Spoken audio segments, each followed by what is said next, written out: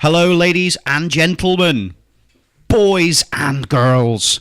Welcome back to the Gentleman's Debate podcast, episode 36. Coming to our late 30s, ladies and gentlemen. And today we will be debating on kind of a follow-up to our last episode of the sequel. The sequel. Yeah. So it's never going to be as good as the first one. Or will it? Could be a surprise. Could be a Godfather Part 2. Yeah. Could be Dark Knight on us. an Empire Strikes Back. Terminator 2, Judgment Day. Mm-hmm. Does happen. Yeah, does happen actually. Captain America, Winter Soldier. Yeah. Mm-hmm. It is the best superhero actor. Who is that? Man / woman / I went Dush then. / man beast, woman beast. I think Slash is the greatest superhero actor. Oh. Fuck, that's my phone. You threw your phone on the floor, well done. Let's just start with the swearing. Yeah, might as well get that out of the way. And off the cuff of the swearing, we'll instantly go straight to a plug of Josh's videography and photography company, York Video Productions. I like how we're introducing Josh before we introduce us two. Well, yeah. Yeah. We might as well. I mean, I'm more important. The ladies and gentlemen who listen to this podcast obviously know who we are. However, thank you, Sam, for reminding me. Because it is Mr. Sam Carter sat opposite us, ladies and gentlemen, with a powerful beard. Farts, mate. A.K.A. Farts Mike Carter. And then you've got myself, Mr. Baldy, over here. Discount Bruce Willis. A.K.A. Discount Bruce Willis. Mr. Simon Tolley, how are you doing? A.K.A. rejected as Thanos. A.K.A. rejected as Thanos? You auditioned for the role, but you weren't quite believable enough. No, I don't have the sinisterness. To be fair, Josh Brolin was a good I like how he's choice. doing that and Cable. Yeah. Admittedly, Tom Hardy's has done Bane and is going to do Venom. And Chris Evans did Flame Boy and Captain America. Flame Boy. So I went to see Infinity War last week, and I forgot what I was going to say now. Smooth, mate. Smooth. What's going on with me? Infinity War. Infinity War. We were just talking about some superhero actors Yeah. who'd played multiple roles. Oh, yeah. You know, they have the trailers before the film actually starts. Oh, yeah. There was 2 films with Josh Brolin in. So Which ones? He's doing pretty well Is for it himself. Deadpool 2? It was Deadpool 2 and Sicario 2. Oh, I haven't seen the first one. Sicario I've seen the was a first one, great apparently it's film. really, really good. You can watch documentaries about how the Sicario started and everything like that. That is a dark story. Yeah. Dark. It's all because of guys like Pablo Escobar and El Chapo. Basically, they started the mold. They're the kind of people, like Italian mafia, by the way. If they ever found a problem with you, they just kill you. But the Mexican drug cartels will kill your entire family. Oh, yeah. And that's all because of the Sicarios coming in with their immense brutality. But there's our first segue of the podcast.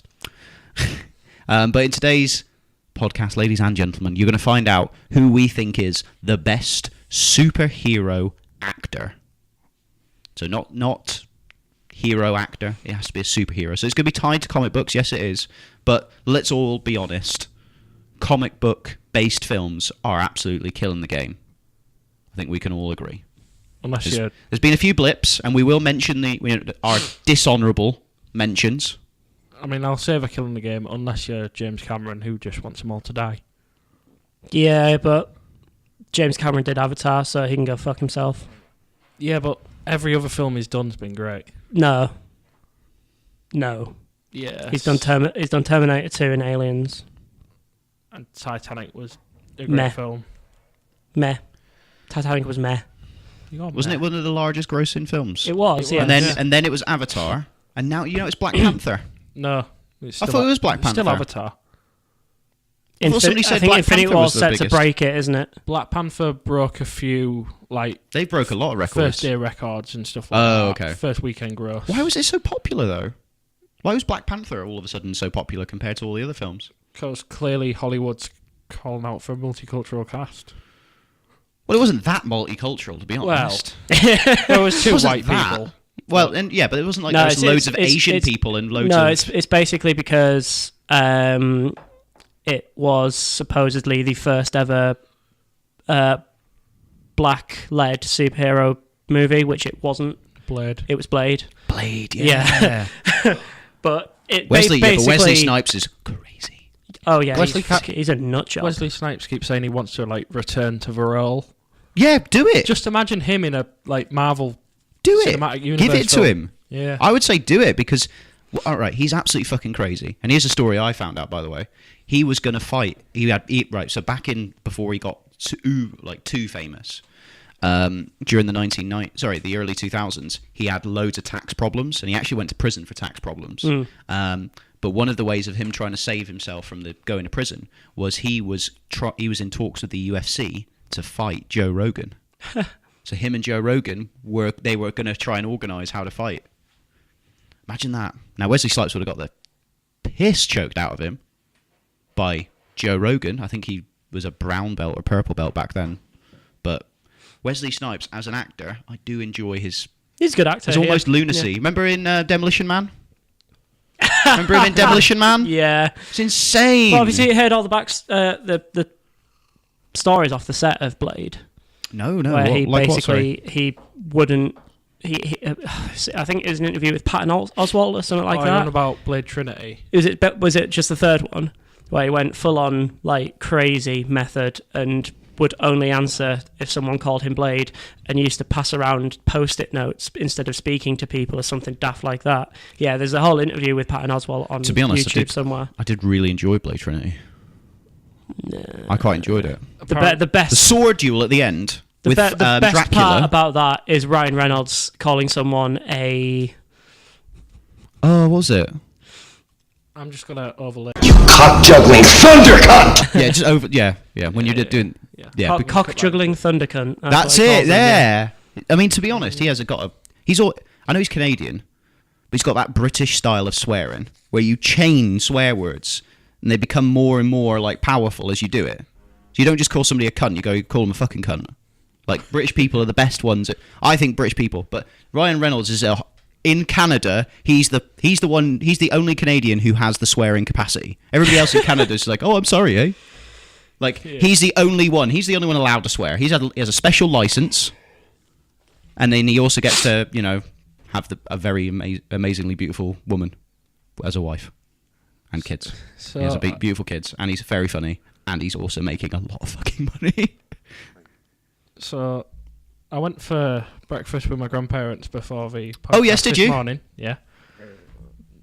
I mean, you're wanting an invite, aren't you? A little bit. Little Yeah, bit. like your grandparents are nice. Nice to me. My grandma was just like, oh, yeah, I really need to check out this Gentleman's Club podcast that you do. Gentleman's Club. Yeah. She got confused with it. I was like, you probably don't really want to listen to it. There's a bit of swearing. There's a bit. There's a lot. A bit. Now, Josh's grandma. I'm sorry. You've always held a special place in my heart, and what I'm gonna just do for you now is make sure that you really enjoy the podcast. Dear God, I hope she never watches this. No, look. I mean, we need reviewers. Josh's granddad is going to beat the piss out of you. Yeah, he's gonna kick the shit out of me. But thank you very much, Josh's grandparents, for wanting to listen to the Gentleman's Club. I mean, it's a gentleman's debate podcast, but whatever. Remember when we went to Cage Steel and they got confused with us and one of their previous sponsors, which was called the Gentleman's Club or something like that? Something like that. Yeah, they were like, oh, we're going to put the Gentleman's Club. And then they were all like, who and then somebody went, who's the Gentleman's Club? And they went, oh, the podcast. I went, no, you mean the Gentleman's Debate? Like, oh, shit. They eventually, remember, they got us, like, they managed to figure out how to get us a VIP table, which was very nice of them still. So yeah. do you have any more events? That was a little bit of a mix-up. Oh, okay. That was a little bit of a mix-up. But anyway, we digress. What we'll do also, ladies and gentlemen, is we're going to let you know what happened from our last podcast. Now, our last podcast was a little bit of a hodgepodge put together because, unfortunately, Josh was away that weekend, so we had to just do an audio-only one. But you did obviously get to see our lovely voices. By that, I mean just hear them and see our amazing logo. But we had the return of Mickey, who we discussed the best supervillain actor or actress. We all went for different topics. Now, the issue we got there is we thought Facebook, you could do 3 polls on, like 3 options on the poll. You can't do that. You can only do 2. whilst Twitter you can do multiple options. It's a bit strange, right? Because when we've done polls in like group chats and stuff, you can add your own entries. Yeah, on and group stuff like chat. that. On group chat, for some reason, it's a lot better. Yeah. But actually posting onto normal, like a Facebook status, it's nowhere near as good. So we Sam made like a little bit of a kind of cobbled together a post for people to just do a comment thread on. What Sam's going to do now is he's going to have a look at that comment section and just give some shout outs for people who commented us on the post and let us know what they thought. Correct, I am. When it loads. And then I'm going to look at the Twitter page and see what results we got from there, because that'll probably be statistically the best rounded. While they're busy searching, I'll take a moment to plug Radioactive Screen, the new YouTube channel done by me and Sam, dedicated to all things film and TV. Our first video is out on the on Sam's 5 favourite MCU films pre-Infinity War, and we're about to work on a Infinity War review coming soon. When's that going to be going up? Stay tuned for that. We're filming it today, so hopefully Wednesday. Wednesday, yeah. Yeah. Cool. Make sure you check that out, ladies and gentlemen, because the podcast will be going live on Tuesday. So make sure that you go to Radioactive Screens. Is it just just Radioactive Screen? Sorry, Just Radioactive Screen. Radioactive Screen. Make sure you go to their YouTube channel, click subscribe, and put the notifications on, and then it'll let you know that when their video goes live on Wednesday. Hopefully, knock on wood. Yep. And then you can watch that with all your pleasure and give them a little comment and like. Yes. So Sam. So, we've got the Facebook comment section up here. Technically, I've won on Facebook because there was one person who put Tom Hardy. Fair enough. So I mean, I'll take it. I'll take it. Yeah, fair. Doesn't matter that it was my missus at all. It was little Sam. Yeah, she commented Tom Hardy. So you told her to put... No, I actually didn't. He's a beautiful man. She is her own woman. I don't control her. Who's called all Little the time. Sam and you're called Big Sam. Yes. I mean, when I went around yours last week, that didn't really seem true. What the hell happened? What the fuck happened, No, she was guys? pissing me off. She's pissing me off, right? And she walked into the barbed wire bat. Okay? She walked into Lucille. Right. We've got... I like it. Now, ladies and gentlemen, we're not advocating domestic violence. Okay? All I'm saying is she had it coming to her. That was a Walking Dead reference. I don't If you didn't beat get my that, guys. missus. No, we know. We're just being really sarky about this. Only when she asked for it. Oh no, Josh. That's just a bit of choking. No. I mean, when they're having sex. And not, I remember, you know. and just a quick plug back again for York Video Pro, seeing as we're bringing back in the porn introductions. Yeah. Remember to go to yorkvideopro.com.co.uk. You have to supply your own paddles. It's .co.uk, isn't it? Yeah. I keep saying .com like I'm used to it. But yorkvideopro.co.uk, and make sure that you go to Josh's page and that you follow him on Instagram and Twitter, York Video Pro, at York Video Pro, sorry. York Video Production on Facebook. On Facebook. And make sure you contact him and ask him to do work for you and pay him money. That's how plugs work. Boom. Sam, So, give us the comment section, please, right, on Facebook. we've got... now, I'm really sorry if I butcher your last name here, but we've got Tom Noabilski. Tom is in one of our friends' boyfriends. Is that, isn't it? Is that Tom? I think that is. Yeah. I think that is. I've only met him the once, so... Really? Yeah. He's a nice lad. And to be fair, it was when everybody was hammered and I sort of joined for about half an hour at the end of the night. Yeah, you need to stop doing that. You need to just turn up and be like, hey guys, let's all get hammered. Yeah, but I'm usually busy. What do? You like murder people and skin them alive or something? No. I want you to zoom the fuck in on that face during the edit. Just zoom the fuck in on that face. Wow. But yeah, he commented... He commented a picture of Heath Ledger as the Joker, obviously, which we did mention in the podcast. He put the best there is, the best there ever was, the best there ever will be, which I do agree with completely. I don't agree with that last bit.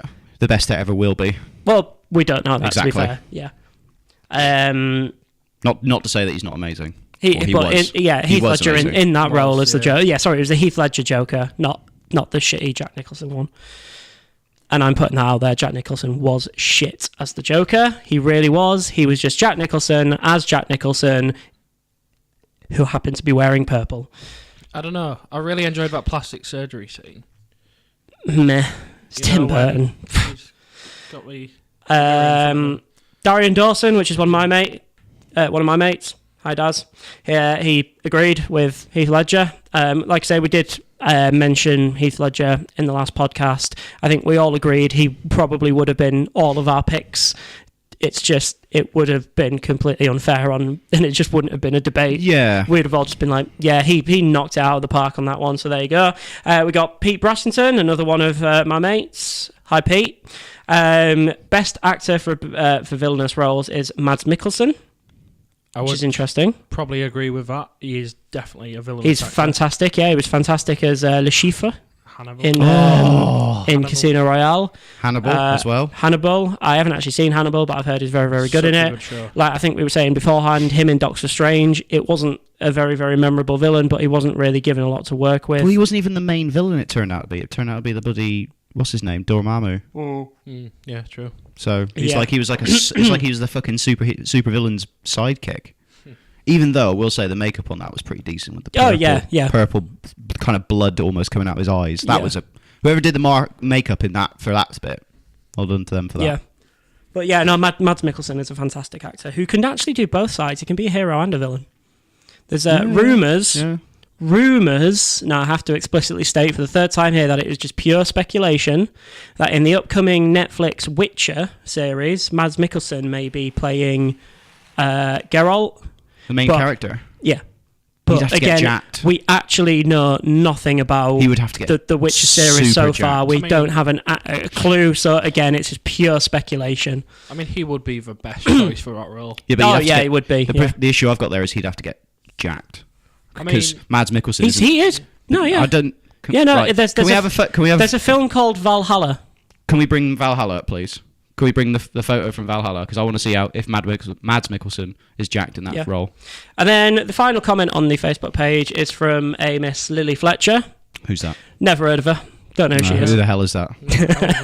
And she put Jason Isaacs or Alan Rickman. Now, I agree with Alan Rickman. He's played one of the greatest villains of all time. Not a supervillain. Yeah. But Hans Gruber is one of the best villains ever put to film. And Snape. Well, Snape's not a villain. Until the last two films. No, he's not a villain. All the way. I don't know. No. All the way through. He was a good guy. He was just... Alan Rickman. Jason Isaacs? Jason Isaacs. He was Lucius Malfoy.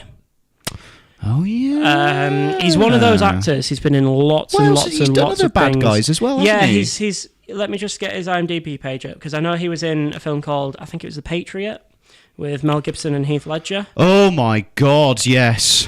That was he played a flipping sadistic son of a bitch in that film. Yep. God. 116 acting credits. Wow. He was insane in that. I mean, think of the acting talent that was in that film. You had Heath Ledger. Back then he wasn't as big. You had Mel motherfucking Gibson, one of the biggest actors of the early 2000s, 1990s and 1980s. And then you had that motherfucker, Jason Isaacs, playing the main bad guy. Yep. Jason Isaacs was also in A Cure for Wellness, which was a very, very fucking weird film, but he was the main villain in that. Yeah. Again, solid performance from him. Fury, loads of stuff. Yeah, he's been in absolutely loads of stuff, so it's a good shout, to be fair. Yeah. He's very good at being a villain. What we'll say is the actual winner of this entire thing is none of us. It's actually, Heath Ledger. It is Heath Ledger. I mean, on Twitter, of the three options that we had Tom Hardy as Bane, Liam Neeson as Ra's al Ghul, and Arnie, Mr. Arnold Schwarzenegger, as Mr. Freeze. It was 60% Tom Hardy as Bane, and 40% Arnie was Mr. Freeze, with no one picking Liam Neeson for Ra's al Ghul. So the statistics in that one, yes, you've won that, and I perfectly am happy to say that. But what we will say is the rightful winner, Heath Ledger as the Joker. He would have been my first choice. It's just, I think, again, he would have been all of our first choices. Mickey was the one who actually mentioned him. Yeah, he's the only... I think we sort of skirted around it because we were like, well, that's he's really just going to win. obvious. Yeah. It's really obvious. Why not go for something a little bit more? But I suppose multiple super villainous roles, it is actually Tom Hardy. And it's amazing how... Or villainous. Well, now, because, the thing is that him playing Venom, I mean, he's meant to be the main villain against Spider-Man, but they're portraying him more as an anti-hero in this. So. Well, he has been portrayed as an anti-hero in the comics when Carnage is involved. That's true, yeah, because he does try and... yeah. Rumor time. Ding, ding, Triple ding, rumour. ding. Rumours. Again, pure speculation, but it's something I have heard. Okay. Tom Holland has a credit in Venom. Spider-Man. No! I really don't want that to be true. Why not? Depends how good the film is. If it's really good and Tom Holland happens to show up, you're like, yeah! The thing is, I think it can work without Spider-Man. Oh, so I would like it... I'd like again, it might not be true. If it's a reference if it's a reference to Spider-Man, that would be all right. What I wouldn't hate is if it's like an after-credit scene. Yeah, that'd be fine. Yeah. It shows you that the Sony and Marvel have committed to going into doing the rest of the storyline. It's just which would be great because that sort of could then bleed into the Untitled Spider-Man sequel in 2020 or whenever it's meant to be coming out. 2019. No, because it'll be I think it's 2020 because we've already got Captain Marvel. I think they'd said it was Infinity War Part 2 coming out next year. Those two are out next year. I think they'd said it was the first MCU related film to come out after Infinity War Part 2, and it's about him getting back to like day to day. Right. Yeah. Well, after fighting the largest battle of the entire planet. Yeah. Well, good luck. Ant-Man and the Wasp next. That's in November. That'll be good. Then it's Captain Marvel in March. Ant-Man and the Wasp is sooner, I think. Why don't we? No, you can sure bring up if you do a quick website search, you'll be able to see the. But MCU I'm release. disappointed that New Mutants isn't coming out until fucking October next year or something daft. Did you see what they did with Inhumans? No. I saw the trailer and I was like, I yeah. can't put myself through that. Apparently it's dreadful. It was not good. They did not do a good job there. No. They really didn't do a good job. July. Ant-Man and the Wasp? Is this July? Yeah. Bloody hell. So he must not be in Infinity War. Not say anything. Not saying anything. Anyway, sorry. How the fuck are they going to... Oh, I don't even want to know. It's actually common knowledge, I think. Ant-Man and the Wasp is set before the events of Infinity War. It's set after the events of Civil War. All right, okay, fair enough. Yeah, Right. is it? Yep. Yeah. Okay. So they're doing the time, going back in time sort of thing. I mean, yeah, that makes more sense. It does make a lot of sense, yeah. Yeah. Once you've seen Infinity War, you'll understand why that makes sense. All right, cool. So Sam, moving on to shall we get on superheroes. with our debate of the best? Let's move on with our actors. debate. Let's debate the shit out of this. Let's fucking do it. I don't know what's going on with me. Too much tea, mate. Yeah, it's true. Too much tea. Yeah, it's that big cup that you told me to take. So I blame you. Okay. It's your fault That's if you fine. think about it. It's fine. So, Mr. Sam, Farts Mike Carter, Yes. let us begin the debate of the best superhero actor. Do you want to go first, or shall I? I'm still torn. Torn between the two. Okay. Heard a flow, bird a bound, flippity flappy flow. It's Natalie Imbruglia. Tom. That definitely wasn't Natalie Imbruglia. It was. It's a spot on impression. Oh, yeah. Well, she needs a shout out, doesn't she? I mean, her music career is, Hey, What? Torn did wonders for her music career. You leave Natalie Imbruglia alone. I'm sorry. All right. Which was the one where We'll get you back, Natalie. Did she do I'm Like a Bird? No. Who did that song? Sorry. That was the Alanis Morissette, wasn't it? No. Katie Manuli? No. All right. Katie Manure. That's something like that. Katie Melua, I think you were talking about there. I'm like a bird, I want to fly. Nelly Furtado? Was it Nelly Furtado? Wow. Apparently, yeah. Powerful Nelly Furtado. Apologies, Alanis Morissette or Adele. Dizzy. No? No. Nope. So let's go back to the superhero debate. Yeah, let's get away from the segue. So it wasn't. No, Adele Dazeem was Idina Menzel. Oh my god. Shit. Sorry, Alanis Morissette and Adele Dazeem, Idina Menzel, and John Travolta. Who the fuck? Have you never seen that clip? No. It's when John Travolta is on stage. I think it's at the Oscars or some sort of awards show, and he's introducing Idina Menzel, and he's reading off the auto cue. And he's talking about how he loves musicals and all of that and blah blah blah, and he says, now please, I'm introducing the wonderful and wickedly talented, because obviously she was the star in Wicked, wasn't she? And he goes, Adele Dazeem. Walks off stage, and you're like, what? I bet she walked on so confused. Yeah. Like it came out afterwards. He was just like, yeah, no, I was completely fucked. I had jet lag. It was insane. Imagine and if they crossed over and she just fucking went boom, just punched John Travolta right in the face. Fuck you, man! I just won an Oscar. Fuck you, John Travolta. No, she hadn't won anything. She was just performing. Oh, yeah. Adele Dazeem. The best supervillain. Sorry, best superhero actor, ladies and Yes. gentlemen. In the follow-up to our last podcast.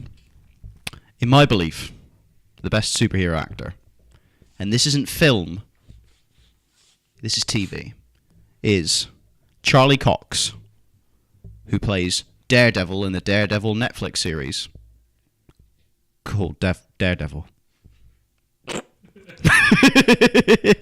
who also appeared in the Defenders Netflix series called the Defenders. So yeah. I mean, he's not wrong. He's hitting all the facts. I'm getting them. I'm getting them right. True, yeah. The reason being, the reason is literally because it couldn't have gone any worse when Ben Affleck first did the Daredevil character. It could have gone worse if it had just been an hour and however many minutes it lasted of just Ben Affleck shitting into a toilet. That would have been the literal worse, and then him just saying, "I'm Daredevil." And it turns out he's not shitting into it because he's blind. He's accidentally shit into a sink. That would have been possibly the worst. It could have been. No, he's not even in his apartment. It's some grating on the street somewhere. Just I'm Daredevil. But the reason being is, when that first came out, there was a lot of skepticism and hate going towards the Daredevil Netflix series because everyone thought it's going to be shit because it's been previously shit. But Charlie Cox knocked it out of the fucking park because he played a exceptionally brilliant Daredevil character of a vulnerable but strong character. Someone who's beaten and broken many a time, but then continuously gets back up and fights through his entire hero persona. I mean, he keeps fighting as the Daredevil, but then he also fights through in his own personal life, running his own law firm, in his own personal life and the love life that he has interactions with. Charlie Cox, in my opinion, he's made Daredevil back into a beast of a character, basically. I can see that you've done some pre-planning on this because in your Google search history it was Daredevil actor. Yes, yes, that's correct. Okay. Mostly because I wanted to also know all of the other actors and actresses that's in it. And it's interesting. In the Defenders? No, Daredevil. The Daredevil series. Daredevil series, because they do bleed. Some of them bleed in to other ones, like what's her name? The nurse. I've literally forgotten it. No, I'd had it. What, the preloaded? Rosario Dawson's character. Rosario Dawson's character or Karen Page? The nurse in Daredevil. The nurse is Rosario Dawson. She's in she's in all of Luke them. Cage, Jessica Jones. Is she in Iron Fist as well? Yes. Oh. The only one she hasn't been in so far, I think, is Punisher. Yeah, she wasn't in that. Actually, no, she wasn't in season 2 of Jessica Jones either. No. Fair But she was in the whole of the TV show's phase 1. Yeah. Yeah. But I mean, Charlie Cox. First of all, he's bodied up. He's a sexy young man in that. You know he's English. Yeah. Well, he's done other film roles as well, which I forgot. I forgot. Does that make sense? Other film, well, not other because I'm talking about a TV show for fuck's sake. But he's done other roles. I'll give you which have been surprising. A little interesting fact here as well. He auditioned for the role of Han Solo for the new up and coming Han Solo film. The problem is he didn't get it because he was still in the mindset of playing Daredevil, Matt Murdock. Murdock, and he was playing it blind. So he wasn't looking when he was doing the audition. He was just staring past, and as if the character of Han Solo was blind, and that's why he didn't get it. Really? Yep. That's so fucking weird. He did say that preparing for the role, he did sort of like blind himself to get a feel of what it would be like. Yeah. That is really weird. Yeah. Method, mate. Imagine if he had got the flipping Han Solo thing. Do you think he would have? Because I think the guy who's playing Han Solo. I think that film's doomed to fail. I think it's going to be a dark horse. I think because they haven't really done the advertising on it. The only thing that has really made me go, yes, that's perfect, is the casting of Donald Glover as Lando. Yeah. To be honest, he's that's just pretty perfect casting. I mean, he does look a lot like the Billy original. D. The original. It just reminds me of that bit from Scrubs. Lando Calrissian! Billy D! Okay, Lando. Fucking Scrubs, man. I'm just looking at Charlie Cox's career. So all I can say is the fact that he kind of blinded himself when prepared for the role shows his commitment. Yeah. How did he blind himself? I'm not too sure. I hope he just put a blindfold over it. Yeah, I hope that's all he did. You can take drugs that actually stop you from seeing. Oh, inhibits the neural transmission between the eye. Why would you want to do that? I don't know. I couldn't tell you, but the doctors found out you could do it, so yeah. But he was in some of the stuff he's been in. I mean, he was in Casanova, The Merchant of Venice. He was in Stardust, wasn't he? Boardwalk Empire, Stardust, The Theory of Everything. That's where I remember him from, The Theory of Everything. Yeah, he's the guy who ends up shagging Stephen Hawking's missus. Ah, thanks for that. Hashtag spoiler. Haven't seen it. To be honest, mate, you see it coming. Right. Not as in the actual scene where they do it. I mean... Because isn't it thingy from Rogue One who plays his missus? Felicity Jones. Yeah. Yeah. It's amazing that. How those The Theory of Everything, and now they're like... You got they're doing some of the biggest roles going, like they Star Wars and Marvel. And he almost imagine if he'd got into Star Wars. I feel a little bit sorry for Charlie Cox not getting into Star Wars now. Speaking of Star Wars, did you see that the guy playing Han Solo is signed on to do 3 films? Yeah, which doesn't make any sense to me. Disney, what are you bloody doing? They're meant to be solo films. Is that a pun? Pardon the pun, yeah. But they are meant to be like self-contained films. I don't know how this... if I'm honest, none of us know how that's going to work out, sorry. No. We'll come back onto the supervillain. Superhero actor in a bit. None of us know how it's going to happen. All I'm saying is they've done well so far. They've done well so far. I think there's been a few little... but what I think is... I mean, the Han Solo film has been troubled since its inception, really. They've had a director drop out. Yeah. Switched in a new director, cast have been mixed around, they've had to do a lot of reshoots, etc. I think it's just going to be a dark horse. A lot like Rogue One was, a bit of like, everyone was like, first of all, do we need it? Second of all, we don't need it. Third of all, what does this add? Like, what's this going to do? And to be honest, Rogue One was actually a surprisingly good film. Yeah. I mean, it did a good job. They did a good job there. Now, the more I watch it, the more I start to pick problems with it. Yeah, but the more you watch any of the Star Wars films, good. The more you watch any of the Star Wars films, there's holes in it, and I think that's the thing. Like they are flawed pieces. Every single one has a flaw. Every single one has a flaw. But the Empire Strikes Back is perfect. I don't know, mate. I think there's flaws in that one as well. Like who shoots fucking C-3PO, for example. He gets blown up. Oh, there's that's confirmed. We know who that is. Yeah, fuck those guys. They're no one in outside of like hardcore fans would be like. I mean, it's gonna be in the Solo film. They are using those characters. Right. Okay. Should we go back to the debate? Yeah. Let's do that. Let's do that before I get mad. Let's do that before I get mad. Let's just call this for Star Wars episode. No. No. Right. Charlie Cox. Even his name's good. I mean, the motherfucker is... That's another bit of Scrubs. Where they're on about... Dr. Cox. Yeah, his last name. Yeah. His wife or on and off wife is on about how she doesn't like his last name. And they're like, you don't like Cox? Oh, I love Cox. And then the Todd comes in and is like, ladies, greatest conversation ever. This... Oh, and then it's something out in the background. This is huge. Excuse me, I'm needed elsewhere. What I will say is Scrubs was good for like a year. And then it just was shit. No, Scrubs was amazing for 7 seasons. No, it's... And then went shit. No. I'm sorry, I can't. No, but it was. I can't give Scrubs anything. But you are wrong.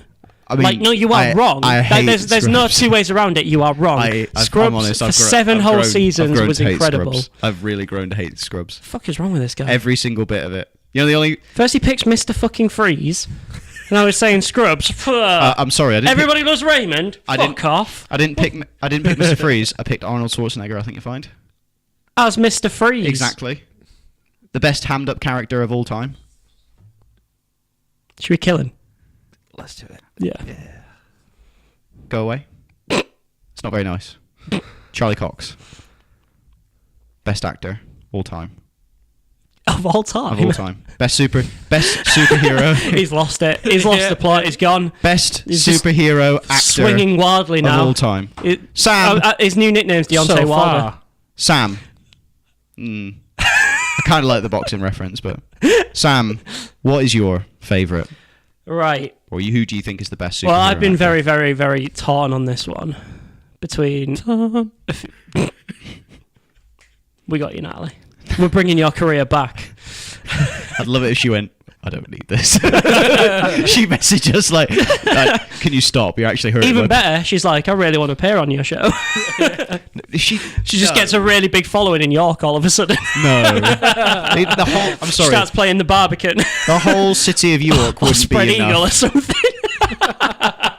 The whole city of York would not be enough for Natalie Imbruglia. Imbruglia? Imbruglia. Fuck it. Imbruglia.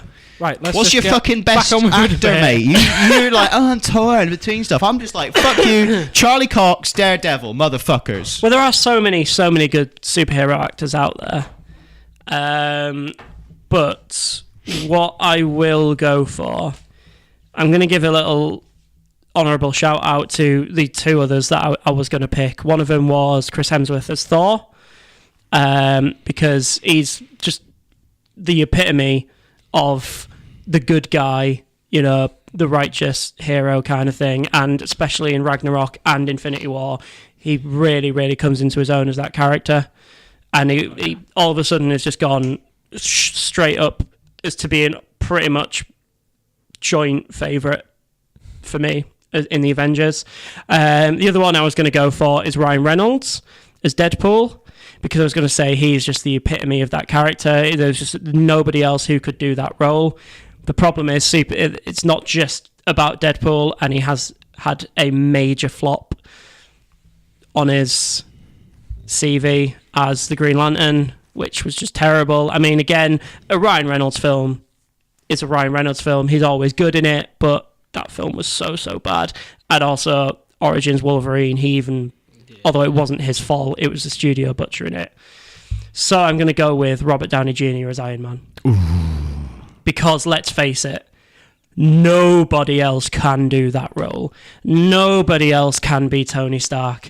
And the thing about Robert Downey Jr. as Tony Stark, he has knocked it out of the park every single time.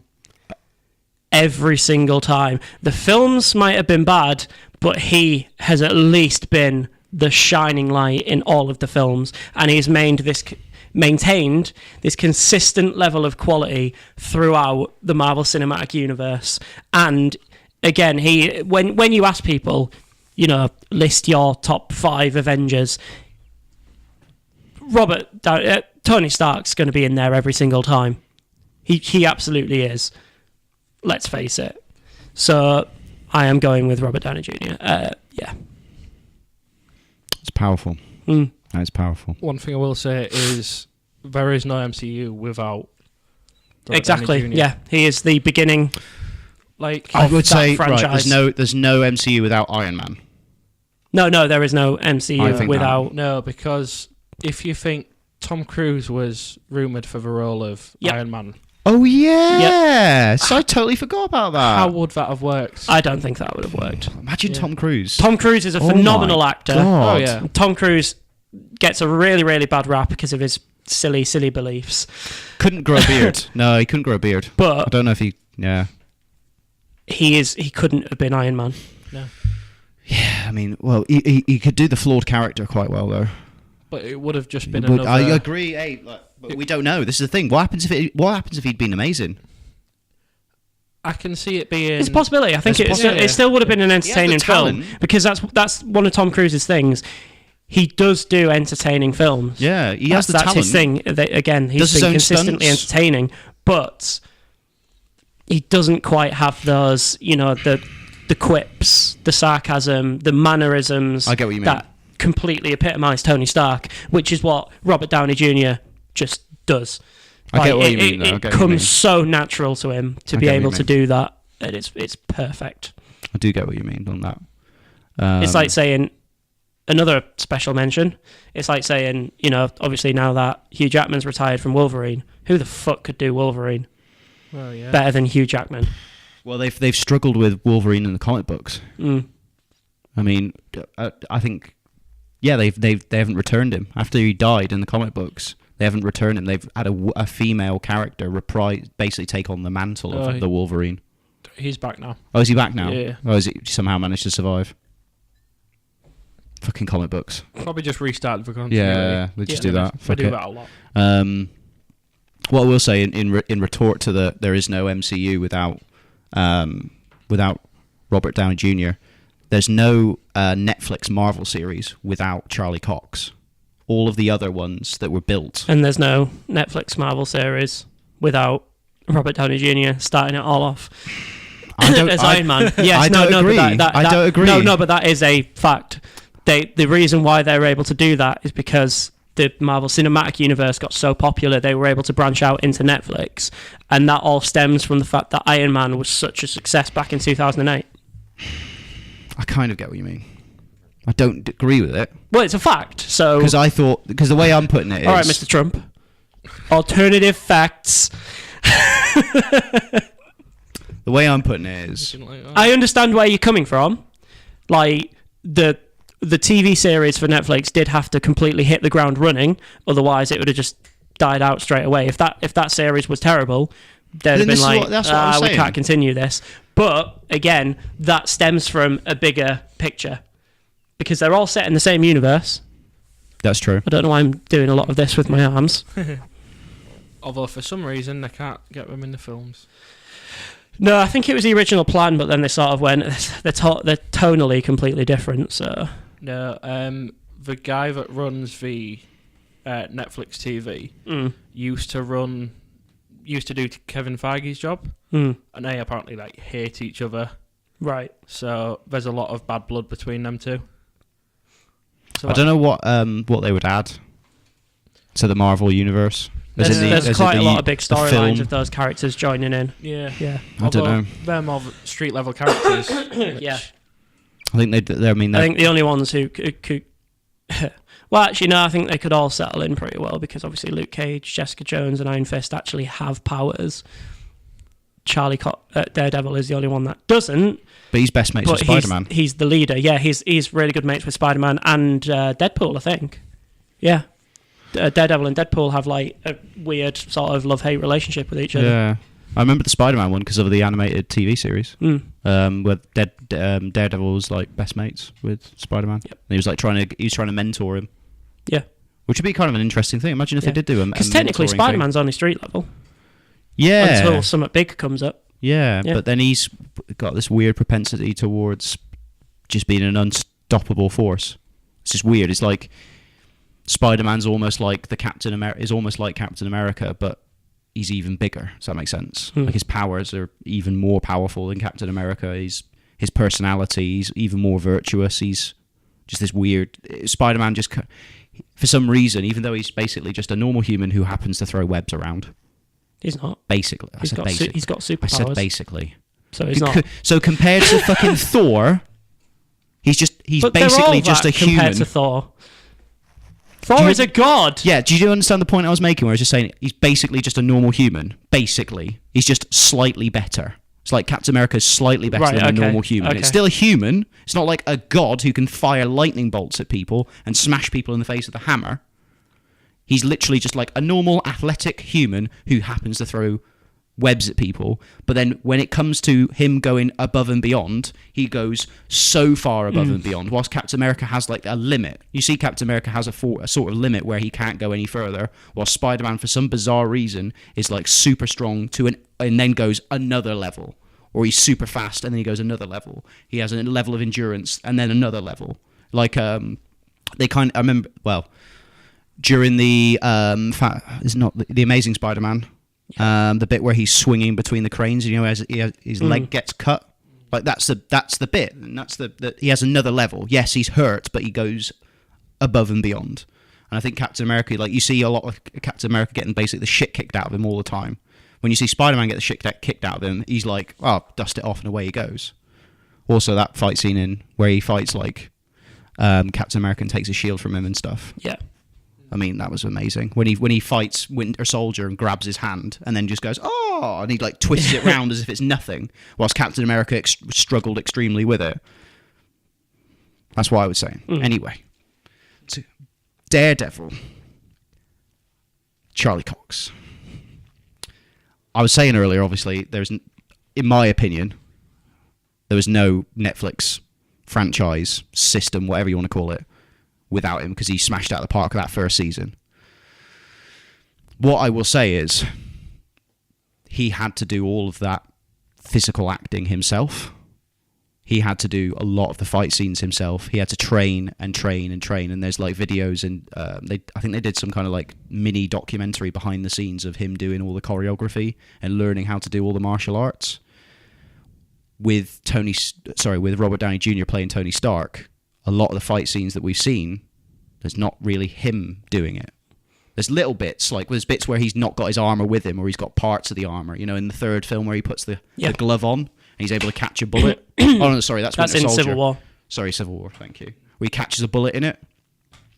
There's sort of elements there. But it's not action. But then when it's actual, comes down to fighting in the Iron Man suit, it's not him in an actual Iron Man suit, and it's not Robert Downey Jr. has learnt the physical attributes or the physical stuff to be able to do it, whilst Charlie Cox has learnt the physical he's in stuff. motion capture.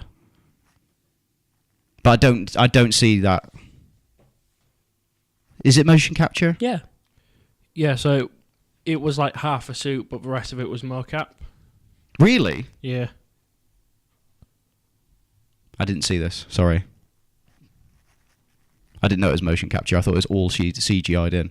Nope. No, not all of it. So he's fighting. He's actually doing it with stunt coordinators and guys. Yeah. Yeah. He's actually doing it. Okay. I mean, granted, it's a lot less physical than Charlie Cox. Completely, yeah, but it's a different fighting technique. Yeah. Because he doesn't really fight. Well, he sort of does. Yeah, this is the thing. Like with the whole Iron Man piece is that it's kind of unusual. Just to talk about Iron Man as a hero, it's unusual because he is a man, but it's like he's got the god powers of like Thor. If that makes sense. It's like so he can fire a laser beam at you, or he can just punch you really hard in the face. Yeah. I mean, kind of like Batman. True. Superpower is that he's rich. Yeah, it's an interesting one. What's your superpower? I'm rich. That's a good line, though. I do think that's a good line. Yeah. They did it. If I'm honest, I think they played the tongue in cheek quite well. They did it. Yeah, they did it all right. I mean, there's some bits that didn't hit the mark, and we've discussed this previously on the podcast of the Justice League. Like I said, tonally, it was all over the place. You could see where the reshoots were done.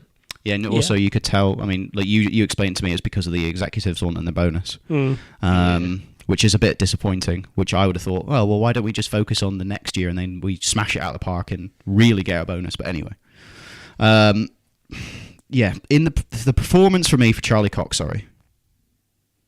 as in the first season. I'm going to talk about the first season, and I'll talk about the first film, with Tony Stark, and then we could do like second season and subsequent films. For me, the acting that Charlie Cox portrayed was extremely authentic. Like, you could feel the pain, the anger, the misery of his battle with Kingpin. By the way, quick shout out to the guy who played Kingpin, Vincent D'Onofrio. Which I'm sorry, he is was possibly quality. If he does more acting roles, if he has more roles, if he does more stuff, I possibly would have put him in as the alternate to Mr. Freeze. It's just because he hasn't done as much. Does that make sense? I know Mr. Freeze is like one. I know Arnold Schwarzenegger, but that is a special place in my head because of the way it was so hammed up, the way it was so mental, the way it was so abstract. Every bit of it was funny as fuck for me, for Arnold Schwarzenegger playing Mr. Freeze. But anyway, special shout out to Vincent D'Onofrio. D'Onofrio. D'Onofrio, something like that. D'Onofrio, whatever. As Kingpin. I loved, and I think that their relationship between the two of them was actually the one of the biggest parts, is the reason why I thought Charlie Cox's acting as Daredevil was so fantastic, is because he had a extremely villainous, sinister character, but one that thought he was right, that he thought he was doing the best thing for a city that he loved. Both characters and both actors are playing, people who love the city and want to do the best thing they can for the city, but in totally different ways to each other. And you can see the way they bounce off of each other with the anger, the hate, and the physical altercations they have with each other. The fight scenes that they have with each other are exceptionally brutal, and the acting is fantastic in it. My criticism towards the first film is the main bad guy in Iron Man, I believe, was nowhere near the level of Vincent D'Onofrio. I can't say his surname, sorry. But I don't think in terms of that, and I thought it didn't allow Robert Downey Jr. that same sort of interaction, but to have the building up the. I thought, in all honesty, the guy who played who was the guy who was one of the Nine Rings? The Mandarin. No, so the guy in the first film, Iron Man film, the main bad guy in the cave system. Oh, right, yeah, I know what you mean. Yeah. If I'm honest, I thought he was a better bad guy and had better interaction with Robert Downey, because he made Robert Downey Jr. Robert Downey Jr. bounced off him better because you could see the fear, because he was afraid. He was afraid of him. You could see the fear, and then you could see the anger and the resentment build, and then that's why he builds the armor, and he sees his own work is turned against him. You could see that resentment kind of build with that character and that actor. But if I'm honest, I don't even know who that actor played the main bad guy. What was they called the main bad guy? Jeff Bridges.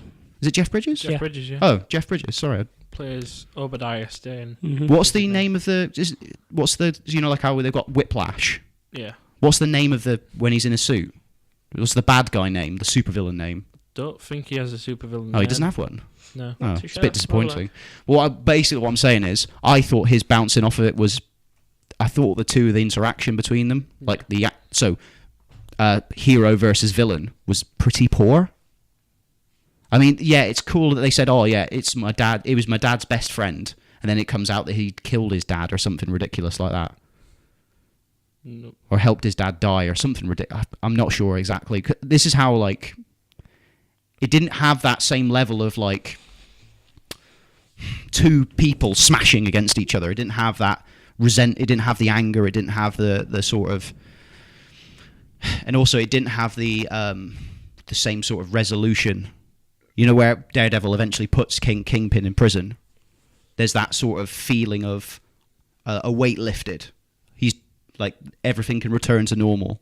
But for Tony Stark, when he eventually ends up accidentally kind of killing Obadiah, it's a bit like, oh, he's dead. Oh, okay, fine. And just instantaneous moving on, even though that basic guy was a father figure to him. You didn't get the feeling. You never got that feeling between the two.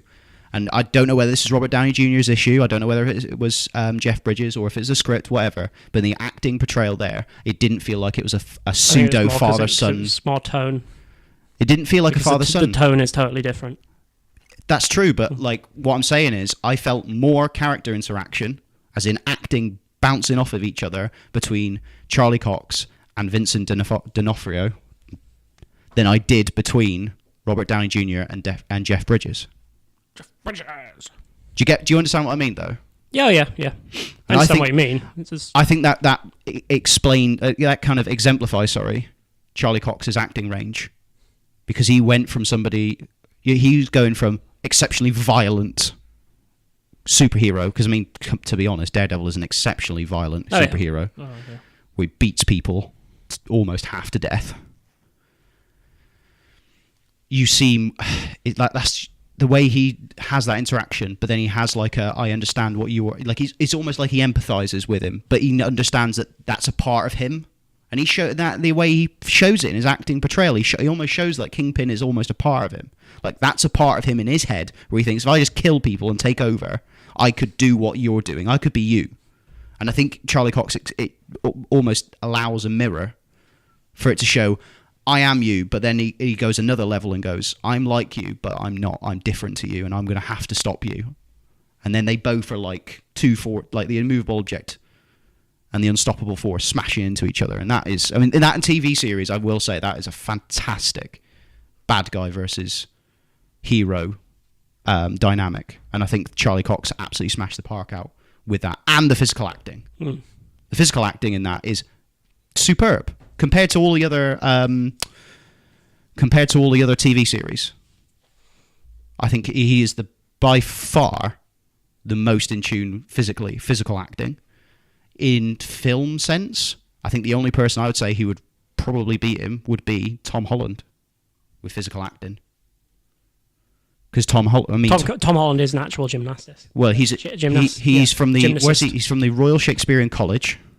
That's where he got his acting stuff from. But he also went to the Royal Ballet School. He also went to some gymnastics school, which I don't know if it's a Royal something, but he went to that. He learned gymnastics, ballet, dance, singing, everything. He's a fucking he's got so many strings to his bow. When it comes to like the physical acting that he does and the preparation he does for it, I'd give him the edge because of what we've seen him do in Civil War and what we've seen him do in Spider-Man: Homecoming. Like, it's a fantastic thing. But I'd say Charlie Cox is like the one behind him in terms of Marvel actors of the demonstrating physical prowess, basically. That's my first sort of point, is that the bad guy, good guy interaction and the physical acting. That's my sort of first point. It's a two-pronged point, really. Come on, Samwise. Yeah, I'll agree that for the three Iron Man solo films that we've had so far, the villains have actually been quite lukewarm. I will completely agree with you there, but it just sort of brings about how good Robert Downey Jr. actually is in that role, is because you don't really care, because you're watching Iron Man do or Tony Stark do whatever he's doing on the screen, and he just elevates the films to another level. And he also does it with the Avengers, because let's face it, the first Avengers film, Loki was interesting, like the most interesting part about that, but you can't really consider him a full-on villain. But again, I think it's not Loki stealing the show in the first Avengers. It's definitely Robert Downey Jr. Like, he without a doubt, when you think about all the memorable lines, all the memorable moments in that film, that's the point. They all at least revolve around Iron Man. I mean, we'll go into does mother know you weareth her drapes? When he first meets Thor. Yeah. Again, he gets the great quips and things like that. Well, you go fast forwards to... I'd say Hulk has one of the most iconic lines. Hulk does, yeah. He has one of the most iconic, but when you think about the most, that man's playing Gallagher. You thought we wouldn't notice. You got that bit as well where they first go on to the... what's it called? The hover aircraft carrier thing. Hover aircraft carrier. That's it, yeah. When they first go into the helicarrier. Is that, again, a little funny piece of trivia for you here. He's eating something, Robert Downey Jr. That wasn't scripted. He just brought them onto the set and was just handing them out to people. That was just completely Robert Downey Jr. being Robert Downey Jr. And again, that epitomizes the character, because he would do that, Tony Stark. He's that casual, He's that, just air of I don't give a fuck. I'm Iron Man. Yeah. I'm cool. Look at me. And it's that kind of thought process that goes into the character, which Robert Downey Jr. has totally nailed. And I'll say it again. It's not just over one film. It's consistently over Iron Man 1, Iron Man 2, Iron Man 3, The Avengers, Age of Ultron, Infinity War, Civil War, Spider-Man Homecoming. There's a reason why he's in that many films. There's a reason. Yeah, I agree with you. Because he is just absolutely perfect. And the thing is, when it actually came out, when it was Spider-Man Homecoming, a lot of it, like, we all know Tom Holland, another very special mention. He's one that I completely overlooked for some stupid reason, because even though he's only been in 3 films so far. 3? Oh, Infinity War, sorry. Yeah. Okay. He's another one who's totally knocked it out of the park and almost stolen the show in... Obviously he's going to steal the show in Homecoming. It's his own film. But in Civil War, everyone was like, yeah, Spider-Man was the best part about that film. Surprising. It was surprising. And Infinity War, I've heard a lot of people say he is the best part about that film. He's definitely up there. Yeah. But, yeah. So when it came to Homecoming, a lot of the advertisement was based around Iron Man. Yeah, because they knew Robert Downey Jr. as Iron Man, he brings people in. He brings the audiences in, and therefore he makes the execs loads of fucking money, and that's what they like. And he makes loads of money himself. Yeah, that's what they found. They found that absolute golden gem that just rakes them in the cash, and that is Robert Downey Jr. I'll put this in 2 ways. On that point just there, and I'm going to do one as a boxing reference and one as a football reference. Robert Downey Jr., I agree. I mean, obviously he brings people in, and the audience knows exactly who he is because he's been with the Marvel franchise from the very inception of its cinematic universe. Yep. But he's a bit like Arsene Wenger. He's consistent, but he's never exceptional. Let me wholeheartedly disagree with that. Let me keep going. Completely, 100% disagree with that. He's a stable actor because he's had 8 films and he's done well. He's done well in all of them. Yeah. I'm not debating. I'm not saying he's done bad. Oh yeah, no, he's done well. Good, consistent, to the top of the table. Yeah. Top of the table, and investors, execs go, we like stable because we know if we put money behind him, we get a return. A lot like Floyd Mayweather in boxing. He was never a knockout artist, but he was a fucking good character. He had an attitude about him. It would draw people in, and whether you loved him, he was a Marmite person, but he was a Marmite person that was like cocaine. And this is where I see Robert Downey Jr. is that he is a person where people just want to see him. They want to see Robert Downey Jr. That's all they want to see. And the problem you get with that is and this is my other point I'm going to come back to because you've talked about. So remember when you said about the Joker that was played by Jack Nicholson? It was Jack Nicholson who happened to be wearing purple. For me, in some ways, I think it's Robert Downey Jr. so happened to be wearing a metal tin can suit. No, I disagree with that. Because of the way... Look at his background. He's a rich boy who used to have intense drug problems. Iron Man is a rich boy who ends up having a drinking problem, if I remember correctly. Yep. Yes, there's similarities, but I think it's literally he's going, this is me, I'm Robert Downey Jr., and this is how I act. And the way he acts, it's not like he's a different person. Whilst Charlie Cox, compared to Daredevil... They're not the same person whatsoever. I mean, for fuck's sake, Charlie Cox was in The Theory of Everything. And then the character he played in that, he ends up banging Stephen Hawking's wife. And then they end up having a family together and everything. He's a totally different character before to that. Robert Downey Jr. was in Chaplin. Yeah. Chaplin? He played Charlie Chaplin. Yeah. So I know he was in Sherlock Holmes. I remember Sherlock Holmes. Sorry, extremely different. I've never seen Chaplin. I remember. I'm going to do the one I remember. Sherlock Holmes. Yeah. Yeah. Now, did Sherlock Holmes come out before or after Iron Man? After Iron Man. After Iron Man. It was interesting in his portrayal of Sherlock Holmes. One, didn't like his British accent. Did not enjoy that. First, but second, I did enjoy Jude Law in that. Yeah. Jude Law is a fantastic actor. Scary, good actor. What I'd like to see is him do a bad guy role in the Marvel Universe. He's in the Marvel Universe. Yeah, he plays In Vision. Captain Marvel. No. He doesn't play Vision. No. That's Anthony Bettany. Paul Oh, yeah. Bettany's Vision. Yeah. Jude Law's in Captain Marvel next year. Oh, he is, yeah. Don't know if he's a villain. I think he's like a mentor, isn't he, or something to Captain I Marvel. wanted him to be a bad guy. Imagine Jude Law's a bad... I Yeah. saw him in The Young Pope Sky series. Road to Perdition. Yes, good in that. But in The Young Pope, he plays... I would recommend anyone to watch this TV series. The Young Pope, he plays basically he's a... Jude Law was one of those, like, it seemed to happen in the late 90s, early 2000s, where there were loads of fucking brilliant actors around who just got totally cast aside because they went, oh, they're all just pretty boys. They've not really got any talent. I think the film It's really, Alfie really fucked him. annoying I think because, well, no, they did that with DiCaprio, the greatest actor working today. I think Al Pacino would have something to say about that. DiCaprio just is on another level too. I will say Al All Pacino's doing a actors, shit ton of crap right? sitcom Pacino's films. taken a turn. Yeah. He has taken a turn. They just cast DiCaprio aside as a pretty boy. Brad Pitt, phenomenal actor, cast him aside as a pretty boy. He's got shit going on though in his personal life right now. Oh no, I'm not talking about any of that. I'm saying at the beginning of his career when he demonstrated how good a fucking actor he was. Did you know about this story to do with him and Mike Tyson?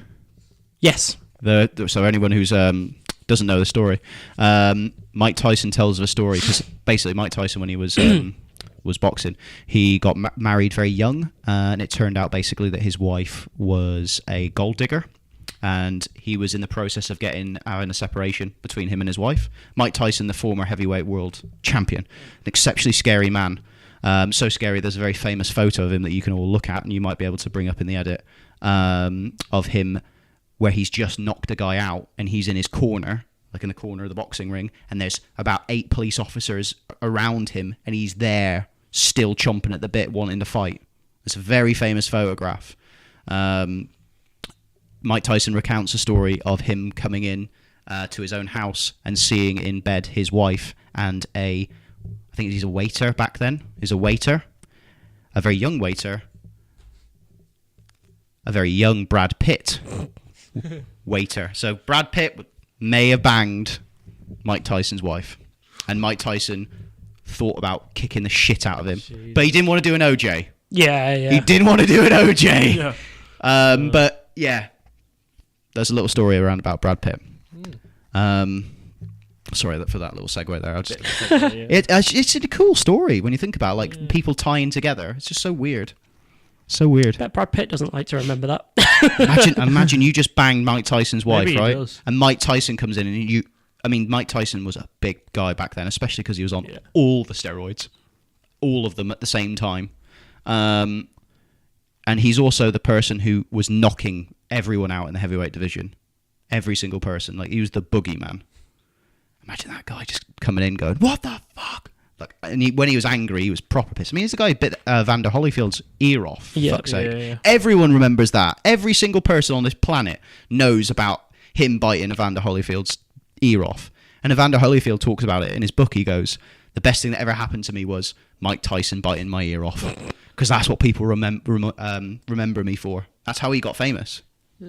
Yeah, I don't even watch sports and I know. Yeah, exactly. Yeah. It's weird. Like, you'll know that. Granted, I did watch a boxing match last week. What did you watch? The Amir Khan Low Greco fight. Oh, 40 seconds all it was. Shit. I mean, admittedly, Le Greco was not he was a tune-up fight for Amir Khan's return to boxing. I did go over Amir Khan's record.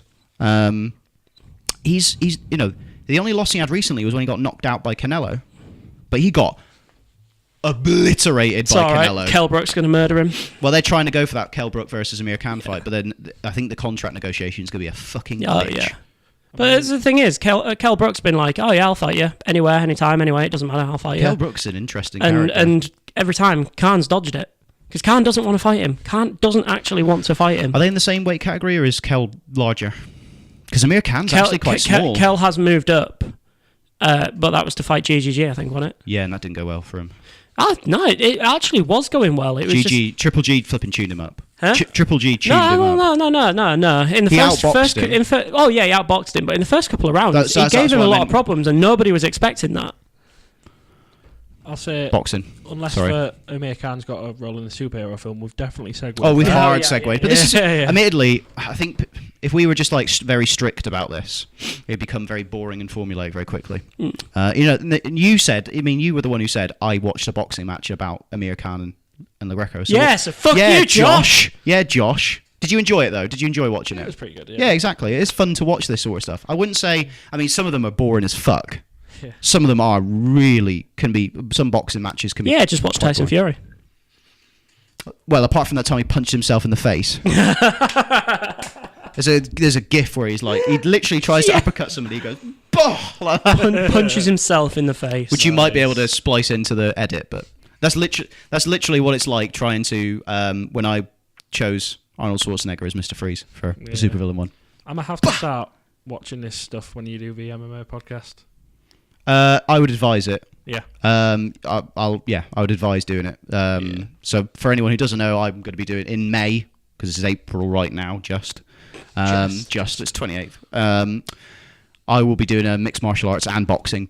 It'll be a combat sports one, so it'll be like wrestling, flipping, everything that's in there. I'll be talking about the news and all the different stuff to do with mixed martial arts, boxing, kickboxing, all sorts of stuff like that.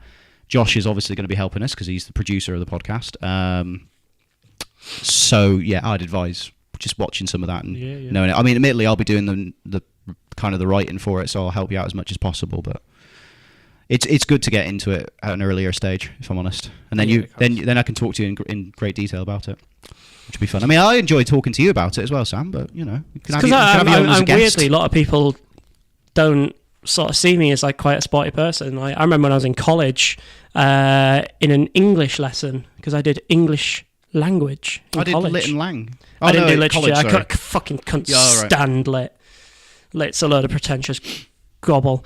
Looking at the college tutors that I had for English literature, yeah, they were interesting people. Very. But obviously, this is when I was in college in an English language lesson, and I was talking to someone about football, and I was like, this is when I had my hair down to here, and they were just like, "You don't like football? What are you on about? You don't like sports?" I was like, "Do I not? I'm so confused here.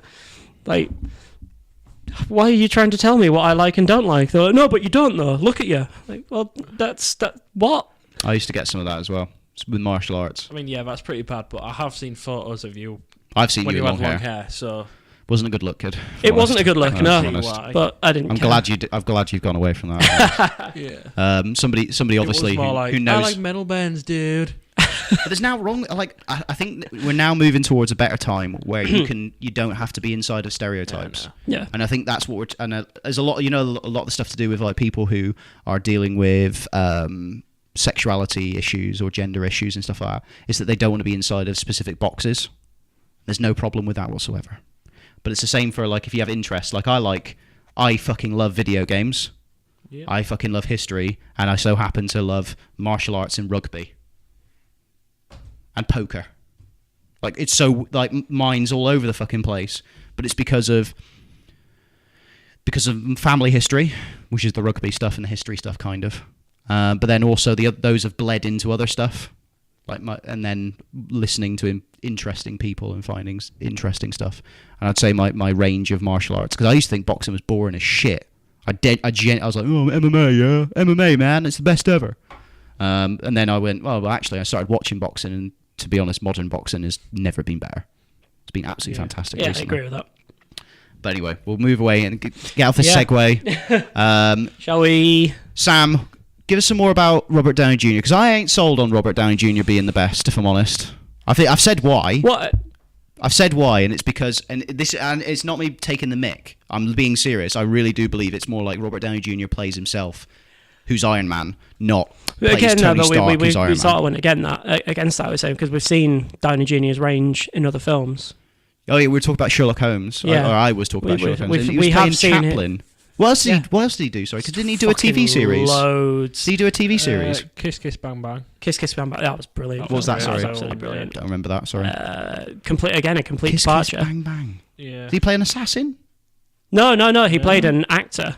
Or no, he played a thief who gets caught and gets like it's really strange. Didn't he have a TV series? I'm pretty sure he was in a TV series. He was in some sort of TV series. Yeah, like at the beginning of his career. Yeah, really early on when he was super young. Yeah, It was him and Val Kilmer in Kiss Kiss. yeah.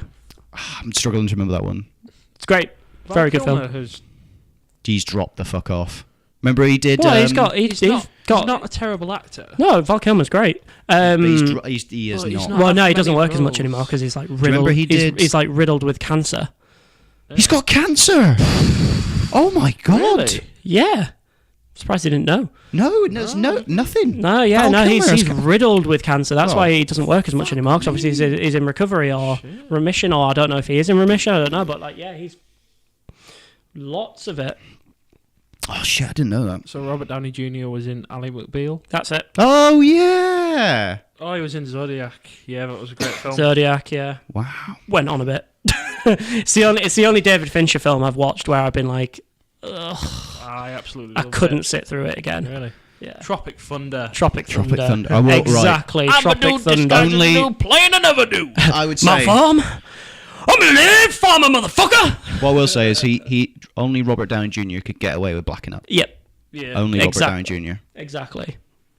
He's the only person who could get away with blacking up, and that's a terrible assessment of our modern existence. 3, sorry, and 2, it does show actually how powerful he was in that film. Yeah. Admittedly, he wasn't the best bit of it at all. Do you know who the best bit was? Tom Cruise. Yeah. Tom Cruise. Tom Cruise stole the show in when that. he did that, I went, "Oh my god, I'm gonna have to reassess Tom Cruise," because I thought he was just mental. But he's not just mental. Great sense of humour. He's exceptionally funny. Fuck your own face. He's exceptionally funny in that film. Yeah. Also, good dancer. Yeah. Not a bad dancer. As an old Jewish agent. Fucking, I mean... Imagine if he had done Iron Man now. Imagine if he'd done Iron Man. Imagine if he'd done an amazing job and you went, oh my fucking god. Imagine if we were having this discussion and you were saying Tom Cruise as Iron Man. You went, yeah, I get the Scientology stuff, but my Christ, him as Tony Stark... I bet he does all the drugs. I bet he'd have the addiction bit. I bet he'd have that nailed the fuck down. I don't know if he does do the drugs. He probably does all the Scientology drugs. I don't think there are Scientology drugs. Oh, there's definitely Scientology drugs. It's To be on drugs, called to be slavery. You have to be on a drug to be a Scientologist. It would help. I It would don't know help. if he'd left the Church of Scientology. He's trying to. Yeah. Yeah. So I was watching a documentary. So John Travolta is trying to, but the problem is, right, the way it works is you do self-auditing, or you do auditing, where you basically you have to tell the truth. And what it is it's a machine which is part of a polygraph where you hold it in your hand. So when you sweat, it will figure out, and then obviously they'll know you're lying. Yeah. So they get all the dirt on you as a actor, actress, director, producer, etc. And then they keep that. And then when you try to leave, they go, "Oh, it would be a shame if your wife found out about that affair you had 2 years ago." Have you seen Fucking mental, innit? Have you seen Louis Theroux's documentary on it? Yeah. It's fucking I brilliant. watched Is that on Netflix? Going I still Clear. need to watch no, that. you need to watch Going Clear is the best one because it's about people who've gotten out of it, and the one guy who helped produce it was the second highest rank guy to the guy who's in charge of it now, called John Miscavige. John? It's Miscavige anyway, sorry. Yeah. And then I listened to a Joe Rogan podcast where they had the guy's dad, the guy who runs Scientology now, they had his dad come onto it and talk about what happened. And it is insane. The C unit, which basically is a slavery unit, where basically these people who join the C unit, which is, I'm not even going to try and explain what that is, watch the Going Clear documentary to find out about that, is basically just slavery. They're locked in compounds that the Church of Scientology owns, and they're forced to work. And they are not paid well. In fact, they're not paid. It's dark shit that they do. But to say that, most religions have dark shit. I mean, on the Louis Theroux documentary... All. On the Louis Theroux documentary, they mentioned that the guy that runs the church basically went into a meeting and just started beating the shit out of someone just because. Yeah. Yeah, It's that's mad. Miscavige was easy. But that's the funny thing, because it's similar to the whole Mormon thing, where the creator of the religion convicted con artist. Yeah. So there's the interesting bit about that is the Science guy fiction Joe. writer for Scientology. Was it Johann Schmidt or Joe Schmidt or something like that who created it? He yeah. was killed by I think he was killed by someone in the church of Mormonism. He died. He was killed by them, and then they took control, or it supposedly killed him. But there's loads of stuff like that in America that they have like loads of bullshit stuff. It's like the guy who invented chiropractic, which is proven to be bullshit. Was killed by, or supposedly killed by his own son by running him over with a car, and then took over his entire thing, and now it's a multi-billion-dollar industry. Scientology, L. Ron Hubbard was in the U.S. Navy. During that time, he fired. He was captain of a destroyer. He fired on a Mexican island, thinking it was a Japanese submarine. Definitely wasn't. Was discharged from the Navy, and then wrote more science fiction comics and work than any other human. He was written more than any human, all of the humans combined on the planet. He's written more pieces of science fiction work than all of the other humans on the planet combined. He wrote thousands and thousands of of comics, of screenplays, of books. When I say thousands, I mean literally almost tens of thousands of them. I wouldn't say combined. There's a factoid about him that he's written more than all of the other humans combined. It's a ridiculous thing. And he even, in one of his things, he said, if you want the quickest way to make as much money as possible is create a religion. Sounds about right. Yeah. So Tom Cruise's Iron Man. That's the go-to thing. Imagine if we lived in that alternate. Imagine if we lived in that alternate universe where he became that, and Charlie Cox was played by Samuel L. Jackson. Fuck it, why not? Fuck you, motherfucker! Kingpin my ass. I mean, that'd be brilliant. If I'm honest. This is going down the pan quickly, isn't it? All I'm saying is Charlie Cox was so good he didn't get the Han Solo role because he played a blind dude. He went so method. He went so fucking method on it that he missed out on playing Han Solo. Which probably is actually going to do wonders for his career. Probably will, because that might be the worst. I mean, it could be the worst. It could be the good. worst. There's obviously every chance that it could be good. But you got Amelia Clark in there who's not a great actress. No, she's super, super hot, but she's not a very good actress. Yeah. Where are my dragons? the last bit of Game of Thrones. Did everyone watch Game of Thrones? Nope. Last season? Spoiler alert. Spoiler alert. Are you going to start watching it, or can we talk about the spoiler alert? Luke keeps trying to get me to watch it, but you can. I still don't understand how you haven't watched Game of Thrones. I thoroughly I've seen the recommend first two watching it. series. It was great, but I was like, Right, the way I put the Game of I'm Thrones more is sci-fi than fantasy though. the way I'll put Game of Thrones for you, Josh, here is I thought about giving it up until Red Wedding? No. I thought about after that. I thought about giving it up after that. Mountain versus the Viper? The where the zombies attack the people, the wildlings up in the north. Season 5? Battle of Hardhome? Yeah, I thought about. I literally in that season. I think that was season 5. I think in that season I was going to go. You know what? This isn't for me. And then they did that, and I'm shit scared of zombies. By the way, I genuinely think it could be a real thing. And everything. It's a scary idea when you really think about being eaten alive by other humans. Anyway, when that happened, the fucking cinematography in that scene. And I'm sorry, they toy with all of your emotions. Because it's that bit, isn't it, though? It's sinister as fuck. The bit where they meet the woman who's like looking after all the kids, and then the kids get turned into zombies. I don't like little kids, ghosts, zombie Yeah, things. that fucks me up. Kids creep me out, just normally. I can't stand kids. That fucked me up. I mean, you joke. Give me a lightsaber, I'll kill some kids. I don't even care. Imagine that, I have a lightsaber, little kid's pissing me off on bus because it's crying and parents aren't doing anything. Bzz, die. So Tony Stark. You're getting frustrated with this now, aren't you? We're going to get... Little kids having a paddy in Tesco's. Bzz, dead. I mean, I'm not frustrated. Just Little kid comes up to Yeah, I me know what you crying. He's like, I can't find my parents. Dead.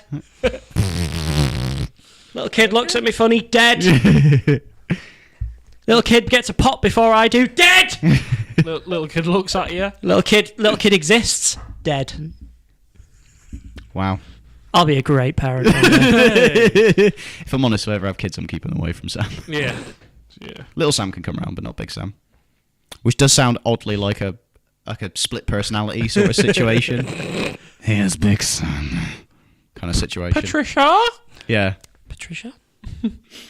Tony Stark kid. Tony Stark. Robert Downey Jr. He's not allowed to hurt you.